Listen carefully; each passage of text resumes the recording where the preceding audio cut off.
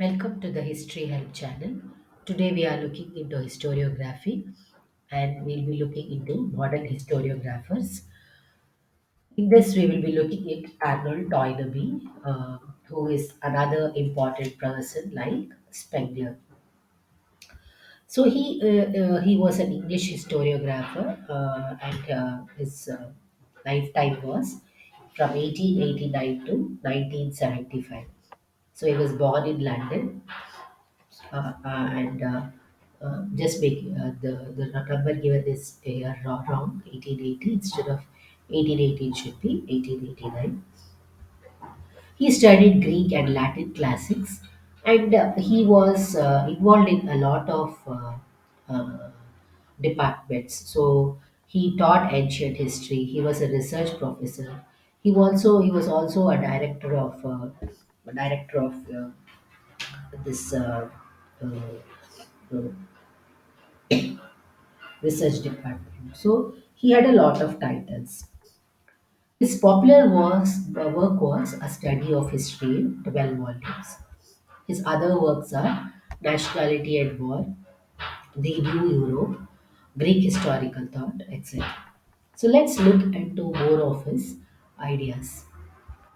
So his focus was more on society. He gave more importance to society rather than state. So he says history, society are the atoms through which history is constructed or composed.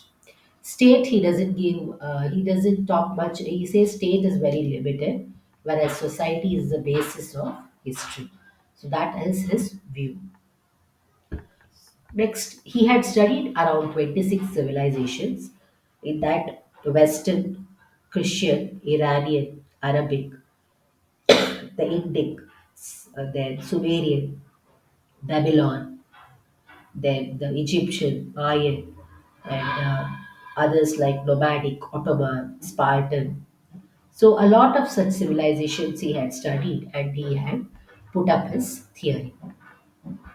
So his famous theory was the birth, growth, and decay of civilization. He talks about this. So let us see each of them in detail. So he says the birth of a civilization is not due to any race or environment. So what he means is just because it is a superior race doesn't mean that the civilization will survive. For example, the Aryans were a superior race, but the society did, civilization didn't survive or did for a long time.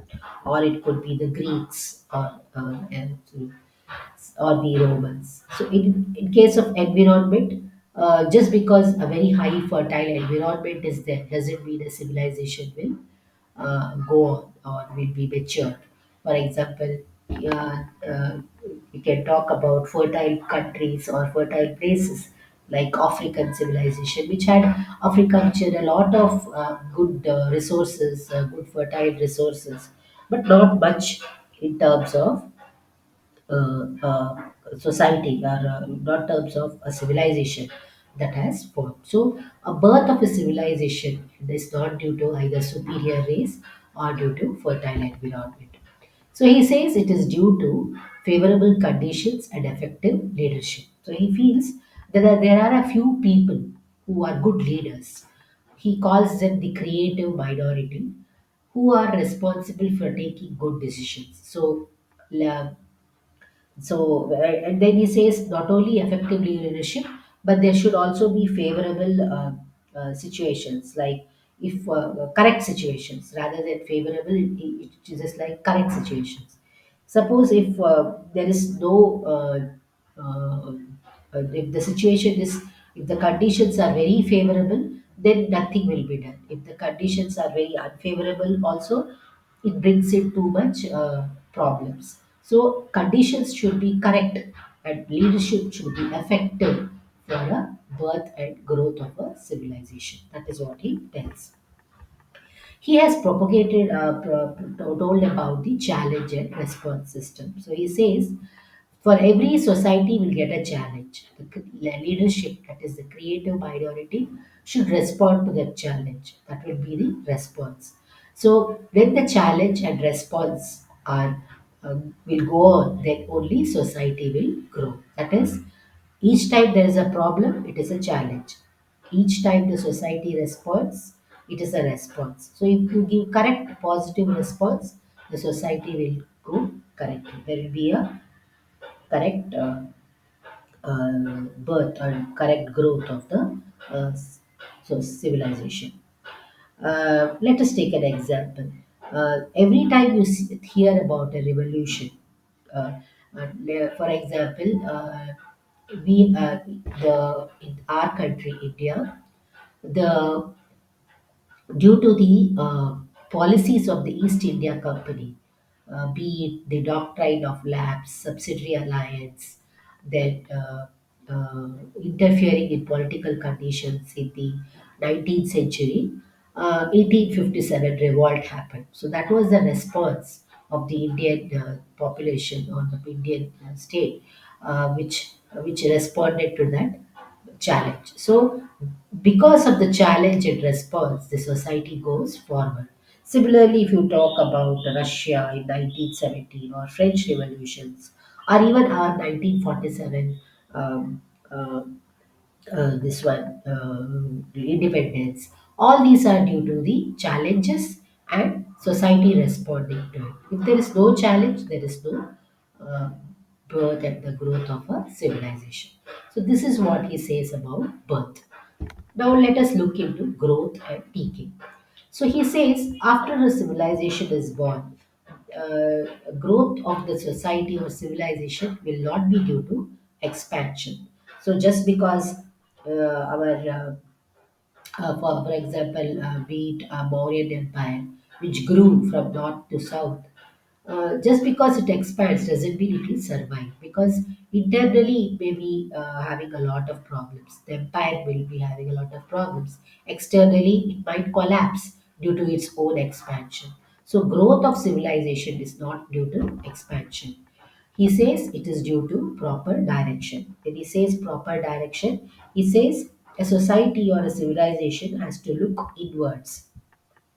Let me give you an example. If you have a goal as a student and if you want to go correctly in a proper direction, then you will have to uh, know your weaknesses and strength. So you have to go inwards and find out what is your abilities. Only then you can go in the proper direction. Similarly, a civilization can grow only if it looks inwards and find out its potentiality or capability. So this direction, Toynbee says, it is given by religion, be it Christian or Buddhism or Hinduism. He says the direction for a society is given by the religion. So he says religion brings in principles, it brings in ethics, and because of that, society will go in a proper direction. Then comes a withdraw and return principle. He also propagates the withdraw and return principle. So he says that every time, according to this philosophy, he says, uh, any time a society grows, the growth will be in a twisted way. It is not going to be a straight line. There will be ups and downs. So this is what he says by withdrawing and return. So for example, if you look at any kind of this fever, you may, if you want to overcome that fever, if your immunity system has to respond, it first has to understand what the germ is or what the virus is. It then starts producing antibodies to fight against it. So there is what you call the withdrawal return. That is. Uh, there are both, you know, both fight and uh, what is it? Passive and active principles are there. So both soft and hard approach should be there for growing. So a civilization can't always be, kind of always following a hard approach, or it cannot always be soft. It has to take both hard and soft approach to move forward. So there should be kindness and firmness. There should be conquest and consolidation. So all that is what he means by withdraw and return concept.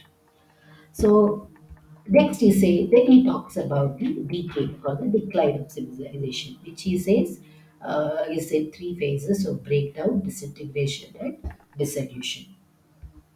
So his philosophy is thus very significant. So talking about the decline of civilization, the civilization will decline when there is no proper challenge and response, when there is no favorable environment, when there is no creative leadership. For every challenge, if you give a poor response, then there is decline of civilization. Thus, his philosophy is very significant. There is some criticism involved in Toynbee's philosophy. Say he did not study all civilization, and he had only studied 26, and he based these principles upon that. They also gave stress to religion, so that is some of the criticism aimed against him. Thank you. Next session we will look into the Indian historiography.